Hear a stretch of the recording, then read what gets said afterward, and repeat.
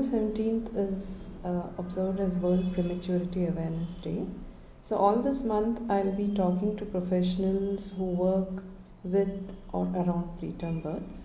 Today, I'll be speaking with Dr. Merlin Kishore, who is an obstetrician and gynecologist at Bloom Clinic, Oyster Hospitals, Banaswadi. I've known Dr. Merlin for a few years now, and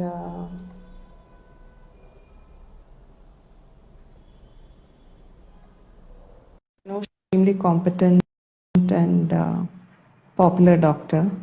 It was only after I visited her at the clinic that I grew, more appreciative of certain things that she's doing. So I think she's here. Hi, Dr. Merlin. Hi, 1 minute. Yeah, hi. Welcome. So, Dr. Merlin, I was just going to sing your praises, so just bear with me for a few minutes.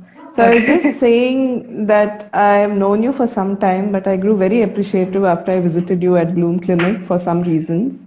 Reason one is that you have an in-house childbirth educator. So Dr. Kavita Venkatesan is doing such a great job of supporting, your pregnant patients and making sure they are fittest, healthiest, and fully educated to take informed decisions. Second one was I know your births are as non-medicalized as possible, and that immediate skin to skin and delayed cord clamping and early breastfeeding is like standard care for your patients. Third thing is you're one of the very few obstetricians I know who refer their mothers to a lactation consultant. So I'm deeply appreciative of that. Fourthly, in your clinic, you have this notice board with a breakup of the births of the previous month, and which is actually broken down into number of vaginal and cesarean births. So it is totally clear and upfront. So I deeply appreciate that, and I'm sure your patients do also, which is why there are so many appreciative messages all over the walls of your clinic. So I just wanted to say that, and I'm so grateful you made time to be here with me today. Thank you so much, Dr. Aruna. So it has been my passion to do that, and I have been doing it. And it's just that, it's like, you feel like, I'm being a mother of 2 kids. I just wanted what I want for me. Yeah. Always, feel like, doing it for my patient mothers as well, especially when it comes to breastfeeding, because that makes a huge difference. Exactly. Because labor is at least a smaller process. Okay, so the breastfeeding journey is going to be a long one, basically. Exactly. Yes. So let's get into today's topic, which is about preterm births, Dr. Merlin. Yes. So what exactly is a preterm birth? How do you actually define a preterm birth? Preterm birth is defined whenever a delivery happens after, between 24 weeks and 36 weeks and 6 days. So anything less than, 37 weeks, and 24 weeks is given because, the viability of the fetus, how far the baby can survive outside. So, but there are countries which keep it as less as 22 weeks also. But in Indian scenario, 24 weeks is a good one. So around 24 weeks to 36 weeks and 6 days is when we define it as a preterm labor. Okay. Is it common here in India? Actually, according to the WHO, Africa and Asia regions have the highest preterm births in the whole world. There are almost 15 million babies born preterm. And India tops it, in fact. India tops it, and followed by China. And, the South Asia region is quite high, known for its preterm birth, actually, according to the WHO website. So, do you think the rates have been increasing in, the recent years? What is your experience of it? The recent years, definitely the rates have been increasing, especially with the advent of IVF, because in IVF especially, we get multiple pregnancies, and then they have multiple, cervical procedures done already. And there is somehow, I feel there's always the placental factor, which is not very good in IVF. The reason being, there is so much of manipulation outside put into the uterus.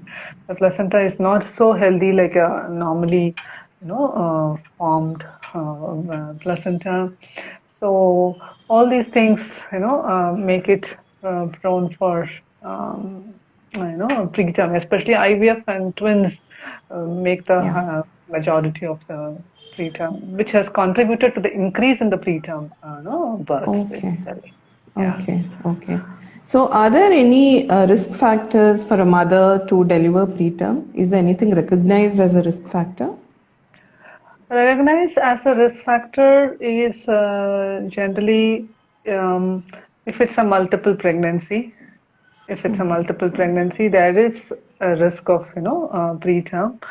And second is with the previous history of cervical incompetence, where the mother had a spontaneous abortion at around 16 to 18 weeks, or a previous surgery on the cervix, okay, like a cone biopsy, which we would have done for some cervical neoplasia, intraepithelial neoplasia. Or sometimes I see a very obese, BMI on the higher side, BMI on the lesser side, extremes of age, like very teenage pregnancy or older women. They are all known risk factors, but majority of the preterms are totally unpredictable the first time, especially. Okay, so this one. So these are the known risk factors, basically. Okay. So is there anything that can be done to prevent a preterm birth? Done to prevent a preterm birth, if there is a previous history of cervical incompetence, yes, we can put in a cervical encerclage, which is known to prevent recurrent preterm. And in a case of a previous preterm delivery, PPROM or preterm, that mother is again at risk of having a preterm delivery the second time. So again, these mothers need to be under watchful this one. And again, there are guidelines in case if they have delivered before 34 weeks, okay, the first time, without a PPROM or something, then definitely there is an indication for cerclage in these women also. And again, it is not that every woman who has got a preterm labor, any symptoms doesn't always end up in a preterm labor. Yes, there are women, at least 50% of them go beyond the term with the proper management and all those things. So prevention is mainly previous cervical incompetence, previous history of preterm. And in especially in case who are at risk factors, we can monitor the cervical length in case if the cervical length is below 2.5 centimeters before 24 weeks of pregnancy, definitely can consider progesterones and progesterones and cervical encerclage, definitely. Okay. So all this is for mothers who had an earlier preterm. So suppose it's a first-time mother. Is there anything that they can do, to look after their health? Yeah. Is there anything that can be done? Especially, to prevent a urinary or a vaginal infections. Okay, definitely, drinking plenty of water, and whenever their urine tests are done, keep a watch if there is an infection and developing.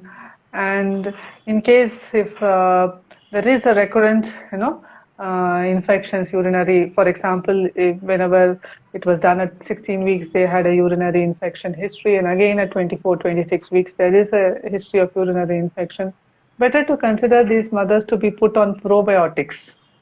Okay. Probiotics actually, because I had a mother who had recurrent, she came to me only at 30 weeks. Okay. But, she had recurrent infections and she had been repeatedly put on antibiotics. Again and again, she had urinary infections. So I think, and then she came to me at 32 weeks, one visit, and then 32 weeks, she actually had a PPROM, and then, she delivered. Okay. So So, so I felt, too many antibiotics also kill your normal vaginal bacterial flora. Okay, so that again predisposes to, she had a bacterial vaginosis. Again, that is basically an imbalance between your healthy and your unhealthy bacteria. So in that way, I have seen that, putting them on probiotics continuously, helps them to have recurrent infections and then, prevent, preterms. Okay. That's good to know. So if you meet a mother who you feel has risk factors for preterm birth, how would your counseling for them be? Would it be different, say, from another mother with no risk factors? What is it that you would talk to them about? So so as I said, especially we will keep a watch. Might be they will, just I'll keep them informed that, in case if you have too much of pelvic pain, too much of lower, I mean too much, deep into the vagina, okay, deep down in the pelvis. If you have any pains before 24, 28 weeks, okay, definitely keep a watch, because as I've seen it, but again, cervical endocrinology is something, which happens out of the blue. Okay, that is, I mean, cervical incompetence, sorry. Cervical incompetence is something which happens out of the blue. I would have seen the patient in the morning and then they just come with a spontaneous labor in the evening, where there is not even a slightest of hint, actually. So only a first history will give us a chance for the second time to prevent it. But, other patients, if they are, as I said, whenever there is a previous history, cerclage, definitely I would advise. And otherwise, like, very obese patients and then history of recurrent infections and all those things, generally there is no indication for a bed rest in these kind of, patients. Definitely I will counsel them that, I will be looking for infections repeatedly, like, doing a urine culture and a vaginal swab culture, especially in IVFs also, because, IVFs, because there is so much of manipulation from outside, there is so many of vaginal scans done, vaginal procedures done before they get pregnant. So in those patients also, we repeatedly look for infections, monitor the cervical length, and keep a watch on them. In case if there is any risk factor developing, then accordingly treat them, especially. Yes. Okay. So how would they know they're going into preterm labor? What symptoms would you warn them about? So one is like, usually around 2020, I mean, that's what, too much of vaginal pains, I mean, too much back pains, any abnormal discharge, like mucus kind of discharge, or crampy, menstrual kind of pain, any blood stained, discharge, which is not expected for that, gestational age. So these are the symptoms which they have to keep it in mind and then report to the doctor at the earliest, like in case if they have any of the symptoms. Yes. And I think they mostly confuse ruptured membranes with passing urine, because that is what I've heard from a lot of patients. So when they come... So basically, to rupture membranes and urines, usually they take at least 1 or 2 times before they, realize that it is. They usually tell that, I'm not able to control my urine.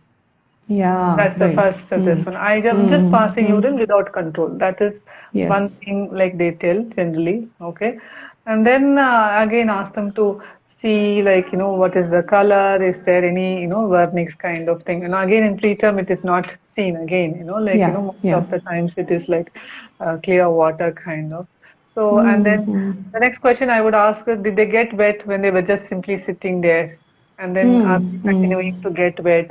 And whenever there is movement, are they, leaking or anything like that, is what, and generally we ask them to keep a watch. Okay.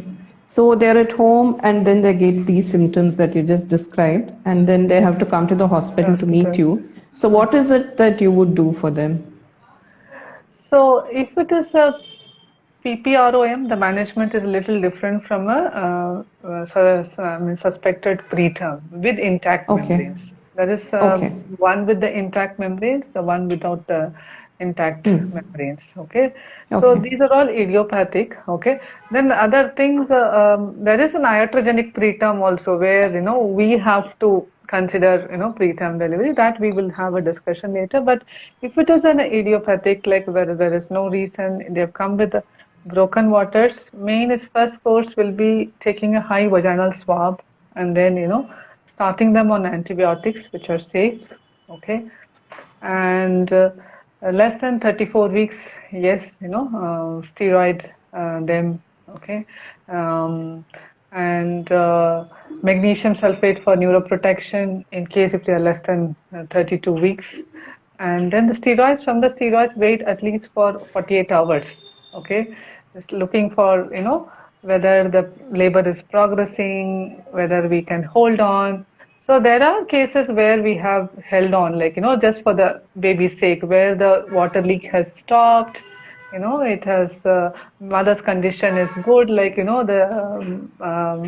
mean mother's condition in the sense clinically laboratory parameters and everything are good, and we have managed those pregnancies up to 3 to 4 weeks also. Like so only thing is, like in case if the mother's condition is not good, if the baby's heartbeat is not good, there is not even a little bit of liquor around the baby, then definitely there is an indication to not to continue the pregnancy.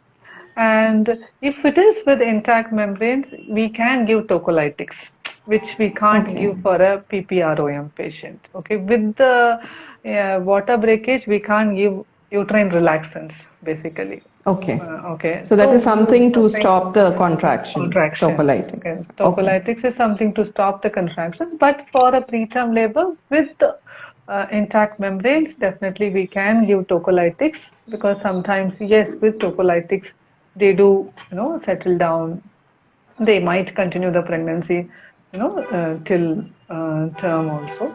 And as I said, this is idiopathic. The other one is the iatrogenic, where there is an indication, medically indicated. There are fetal reasons, maternal reasons like elevated blood sugars, and then fetal indications like, baby is not growing well in the uterus, and then sometimes it is a twin pregnancy, like a monochorionic pregnancy, and all those things.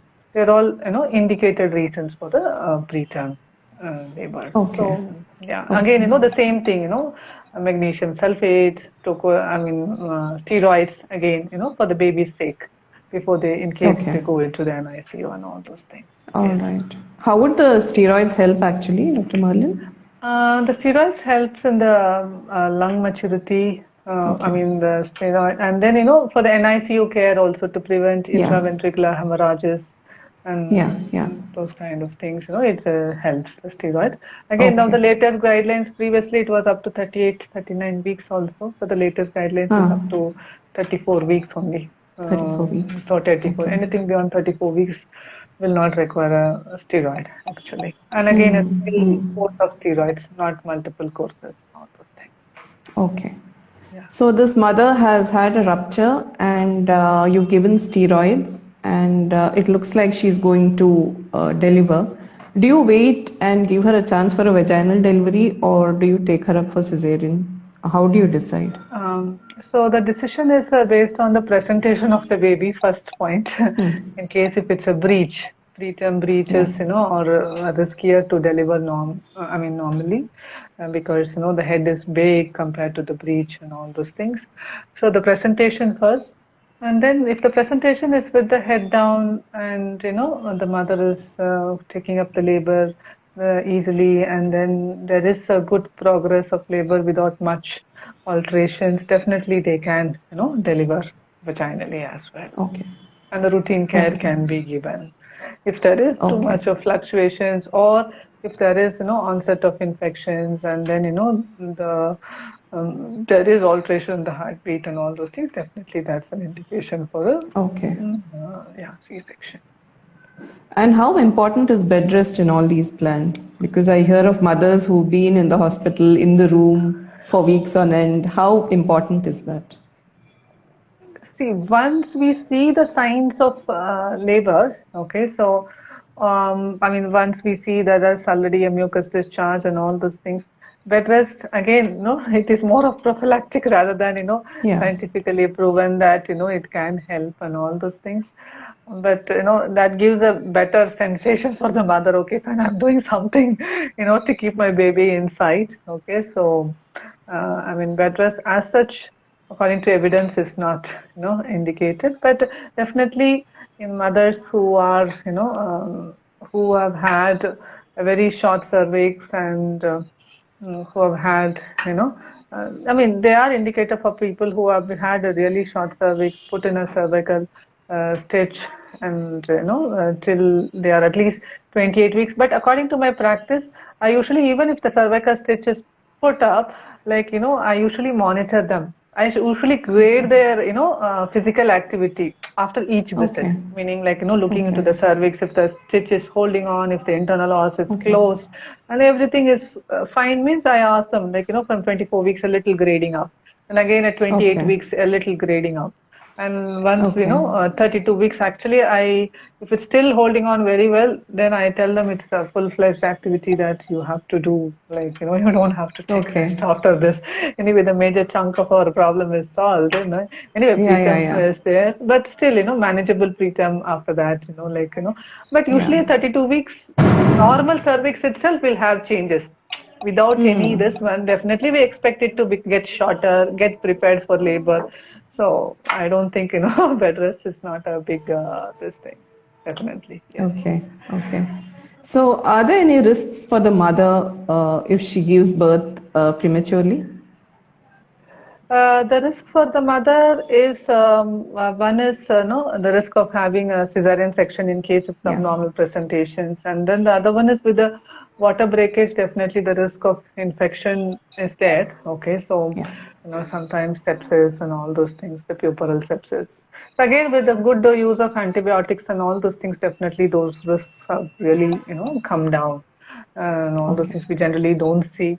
But, post cesarean section, sometimes, yes, these mothers, I've had mothers who had, wound infections, took some time to heal the, C-section scars and all those things. Yes, I've seen it. And next is the, because of the mother-child bonding, because the baby goes into the NICU and all those things. That's one thing, Correct. And establishing the breastfeeding and all those things is a bigger challenge for the mother, yes. Yes. And I also suppose risk of subsequent preterm births also would be there for her. Yes. Okay. So what you're saying is preterm births cannot be prevented to a large extent. So what is it that you would ideally want at the birth of a woman who is going into preterm labor? What do you want around you to be ready, to give the baby the best possible chance? Yeah. See, the one thing is like, it's better to deliver in a center where we have the best NICU care possible. So always, in case, if the delivery can be delayed for some time, and then if there is not a facility available for a good NICU care there, NICU care in the particular place wherever the mother is, better to do an in utero transfer rather than deliver the baby and then transfer and all those things. Better is an in utero transfer. And second is, as I said, steroids, magnesium sulfate, and all those things. And these babies can definitely be given the delayed cord clamping.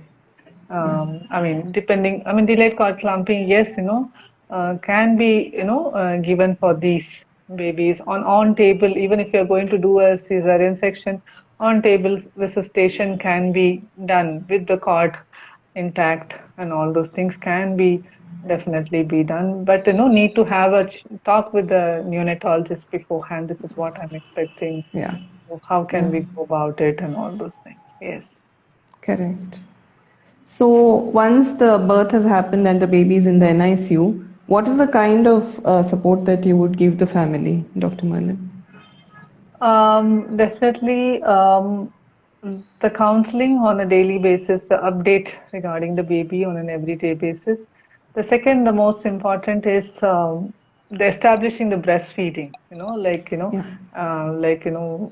I'll express breast milk and skin to skin, kangaroo mother care, father care, whatever, so that will, even in the NICU, helps the family to bond better, and then, encourage them, tell them that, you have to, and I mean, after the C-section again, they are also very tired and down and all those things, but giving some encouraging words, your baby needs you, you have to be there for your baby, just, helps them to recover faster. In fact, they are like, for the baby's sake, they start moving around, they get, being mobile faster, and then, go to the NICU and then be with the baby. I tell them, like, you try to use the maximum time you're there in the hospital as much as possible to be with the baby, that makes a difference for them, especially the kangaroo care and, establishing the EBM, express breast milk and all. Yeah. Correct.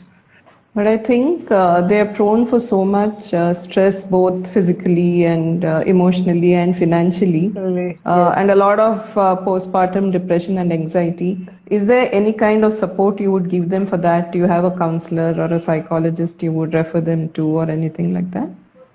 I feel, establishing this good skin to skin contact itself, majority of the times, it actually, better. But as you said, the postpartum counseling, yes, it's important, especially if it was a sudden event. If it's already unexpected, fine, the mother is being prepared, then it is okay. But if it was a sudden event, then definitely yes, a postpartum counseling. Yes, we have counselors with whom we are, keeping in touch and then referring them to help them, recover faster and all those things. Mm-hmm. So that's really good. So now I'm just going to do like a rapid fire, Dr. Merlin. I'm just going to mention certain risks, and you just have to say yes or no, whether it's associated with preterm births. Okay. Smoking? Yes. Okay. By mother or father? Either. But my mother is more, but either passive smoking as well. Yes. Okay. Gum disease in the mother? Gum disease, yes. Periodontal disease, and caries tooth and all those things because of the bacteria circulation from it. Yes. Okay. So a good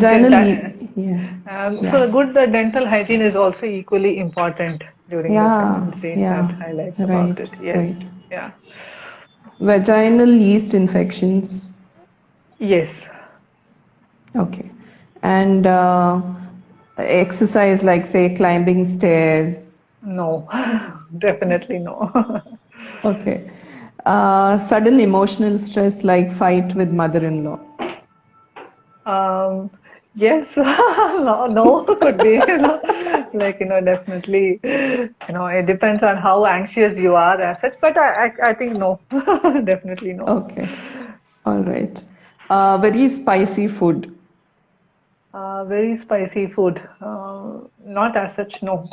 But, towards the end, yes, it helps to stimulate the labor. Okay, so but yes, spicy food towards the end, helps to stimulate the labor. But as such as a cause for a preterm labor, no. Okay, so anyway, you're not going to end up eating spicy food every time. Yeah. What about intercourse? No. Okay. It doesn't increase the risk of preterm labor. No. You can, they can safely have intercourse. In case, if there was risk of infections before, I usually advise them to use a condom. Some women tell that they get, urinary infections, after the intercourse. Okay, so try to treat the partner, as much as possible. If not, with the condom is always, even if the partner has been treated, I tell them with the condom you can have intercourse, till they are 36 weeks, closer to the labor years, without the condom, yes. Okay.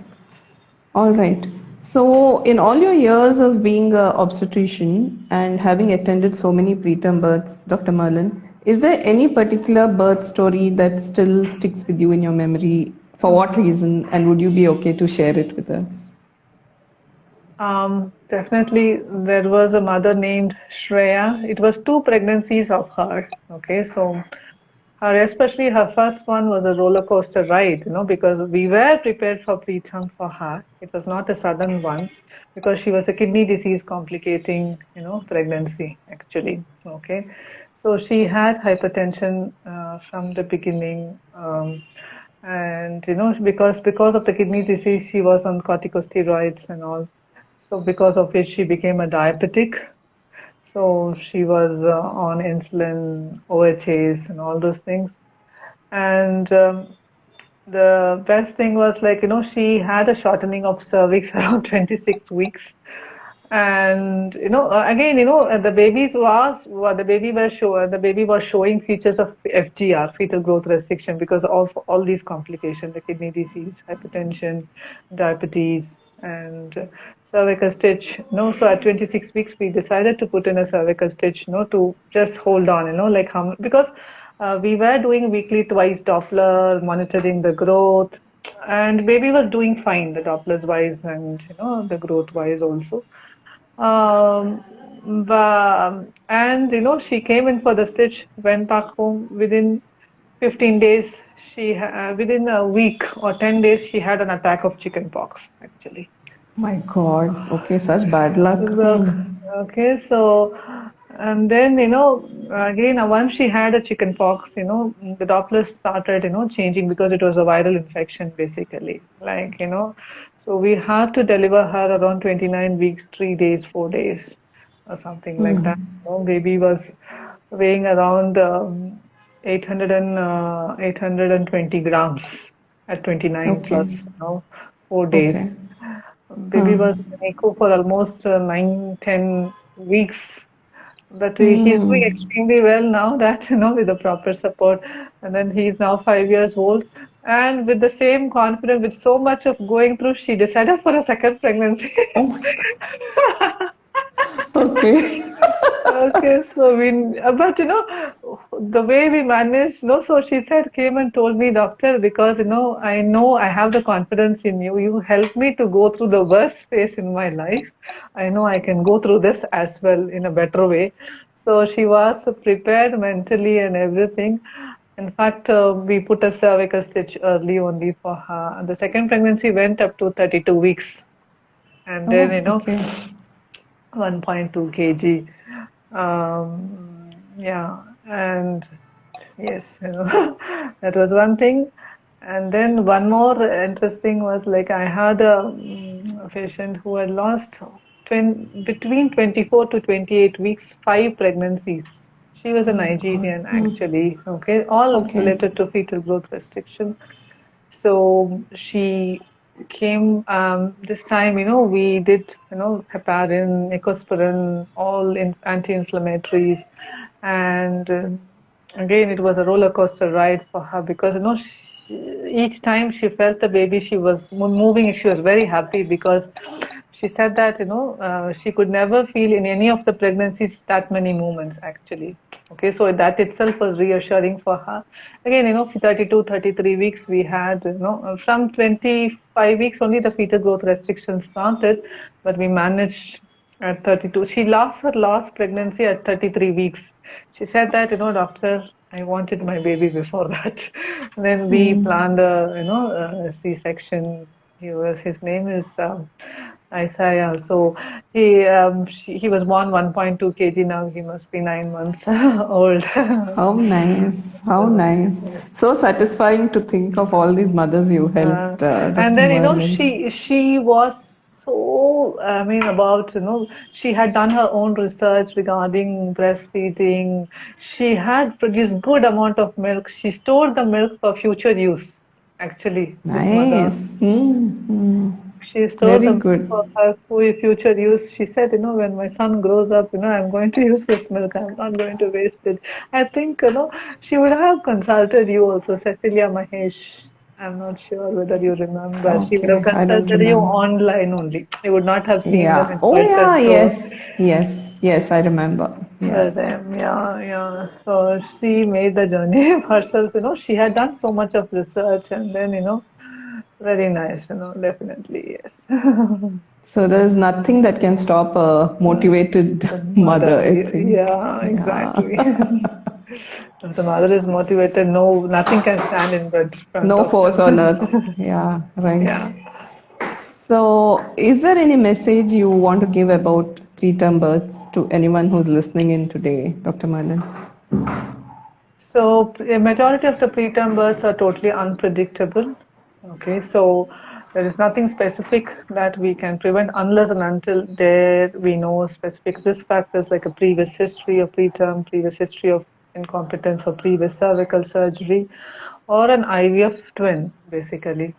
So, just keep a watch on few things, especially when you're around between 20 to 28 weeks. Okay, so if there is, usually in 20 to 28 weeks, most of the discomfort is on the upper abdomen. Or, lower abdomen, it's usually around the round ligament area because of the stretching of the round ligaments and all those things. Nothing usually deep inside the vagina.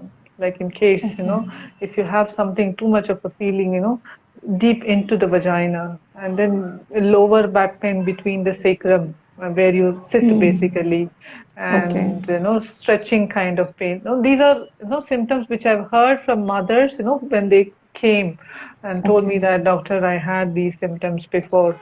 It's a retrospective, but yes, I had one patient who told me clearly, doctor, my pain is more in the vagina, nothing else. Okay, and then when we did that, her cervix was really short, and yeah.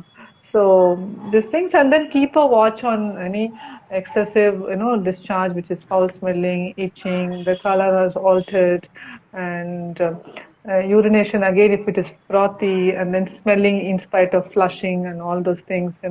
So these are the symptoms which we need to keep a watch and then inform the doctor at the earliest. Okay. So being very self-aware. Self-aware, and then any mucus discharge more than normal, like, mucus plug kind of, so yeah, that's how it is. All right. So I think I've come to the end of my questions for you, Dr. Merlin. So thank you so much for giving us your time and sharing so much of your knowledge. It was wonderful talking to you. Yeah. Thank you so much. Thank you so much. Thank you. Thank you everyone for listening. Goodbye. Goodbye. Yeah. See you. Bye.